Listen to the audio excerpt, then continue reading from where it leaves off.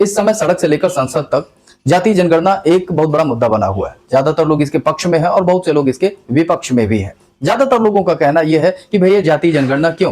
जहां हम एक तरफ जातिवाद खत्म करने की बात कर रहे हैं, वहीं पर आप जातिवाद जैसी जनगणना लाकर आप समाज में और ज्यादा विभेद पैदा कर रहे हो। वैसे ही हमारे यहाँ जाति को लेकर संघर्ष है और हर जाति का अपना अपना एक राजनीतिक पार्टी है और हर राजनीतिक पार्टी का अपना एक मैनिफेस्टो है, अपना एक ओपिनियन है, अपना एक फिलोसफी है और सब एक दूसरे से लड़ रहे हैं। ऐसे में डेमोक्रेसी को लेकर बहुत बड़ा चैलेंज हो जाएगा। लेकिन भैया जरा सा दूसरा पक्ष भी देखिए, इसका एक पॉजिटिव पक्ष भी देखिए कि 1931 के बाद से कोई जातीय जनगणना नहीं हुई है। और जब हमारा भारत देश आजाद हुआ तो हमने सामाजिक रूप से पिछड़े हुए लोगों को, जिनको हम बैकवर्ड कहते हैं, उनको समाज के मुख्य धारा में लाने के लिए लगातार प्रयास किए हुए। हालांकि बैकवर्ड क्या होता है, कॉन्स्टिट्यूशन में इसका कोई डेफिनेशन नहीं है, बल्कि राष्ट्रपति को यह पावर है कि ये कोई आयोग बनाकर सामाजिक रूप से पिछड़े हुए लोगों को, शैक्षणिक रूप से पिछड़े हुए लोगों को समाज के मुख्य धारा में लाने की कोशिश करेगा। लेकिन 1931 की जनगणना के आधार पर आज तक सामाजिक रूप से आजादी के बाद से जो भी हमने प्रावधान किए हैं, एक्ट बनाए हैं, आरक्षण दिया है, जो भी प्राथमिकताएं दी हैं, वो आखिर कहां तक पहुंची हैं, यह जानना बेहद ज्यादा जरूरी है।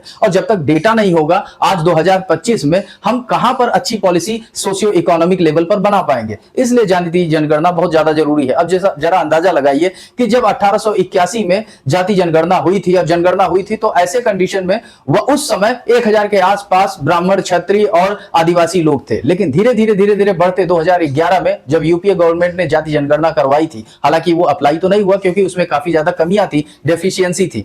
उस समय की जनगणना 2011 की जनगणना में बताया था कि हमारे यहाँ जो जाति है वो लगभग 4 लाख से ज्यादा हो चुकी है। जातियां, उपजातियां, वर्ण, ब्राह्मण, क्षत्रिय, वैश्य, शूद्र, तो ऐसे सामाजिक रूप से पिछड़े हुए लोगों को मेन स्ट्रीम में लाने के लिए आजादी के बाद से 75 साल से लगातार जो हम प्रयास कर रहे हैं, वो जो डेटा बनाया वो 1931 का है। तो अपडेट होना चाहिए या नहीं होना चाहिए? जरूर होना चाहिए, क्योंकि हमें पता तो चले कि सामाजिक रूप से इनका ये मेन स्ट्रीम में आए हैं या नहीं आए हैं, नहीं तो विवाद बना रहेगा। दूसरी चीज ये होगी कि इन जातियों को लेकर अलग अलग पार्टी बनेगी, राजनीतिक पार्टी बनेगी, इनका फिलॉसफी अलग होगा, आपस में झगड़ते रहेंगे और इसका सीधा असर हमारी लोकतंत्र पर पड़ेगा। लेकिन इससे भी ज्यादा खास बात यह है कि जब तक हमें यह डेटा प्रॉपर मिलता नहीं है, हम सोशियो इकोनॉमिक जो प्रोग्राम्स बना रहे हैं, वो पॉलिसी बना रहे हो, वो कितना फ्रूटफुल होगा, कितना परिणाम देने वाला होगा, यह भी हम इसको लेकर नजरअंदाज नहीं कर सकते हैं। तो हमें जाति जनगणना को सकारात्मक रूप से लेना चाहिए। हाँ, बस यह है कि जो भी डेटा आवे, उस डेटा को हम इस तरह से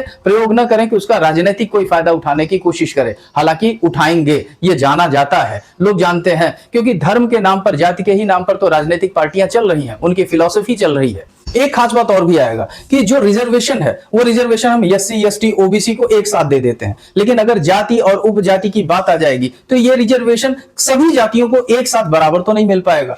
छोटा छोटा टुकड़ा मिलेगा जिसका कोई मायने, जिसका कोई अर्थ नहीं है। तो इसलिए जाति जनगणना बेहद जरूरी है, लेकिन इसका राजनीतिक कोई फायदा नहीं उठाना चाहिए।